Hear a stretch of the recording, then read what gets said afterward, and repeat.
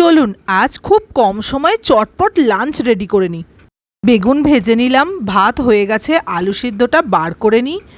সর্ষের তেল, জিরে, শুকনো লঙ্কা দিয়ে আলু ভাতেটা মাখবো স্বাদমতো নুন দিয়ে। উচ্ছে দিয়ে মুগ ডাল বানিয়েছিলাম, সেটাও বাটিতে বেড়ে নিলাম। এবার ভাত বেড়ে নেব, সাথে লেবু। বেগুন ভাজা, আলুর চিপস, আলু ভাতে মাখা, উচ্ছে দিয়ে ডাল। ভেবেছিলাম পেঁয়াজ পোস্ত বানাবো, কিন্তু সময় হলো না, তাই পোস্ত বাটার মধ্যে নুন, তেল, কাঁচা লঙ্কা আর পেঁয়াজ মিশিয়ে নিলাম।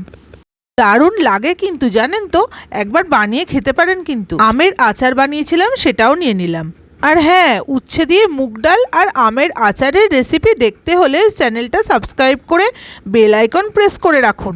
হাতে সময় কম থাকলে এইভাবে চটজলদি বানিয়ে ফেলতে পারেন লাঞ্চ। আর এই ভিডিওটা ভালো লাগলে like, comment, share and subscribe করে বেল আইকন প্রেস করে সঙ্গে থাকবেন।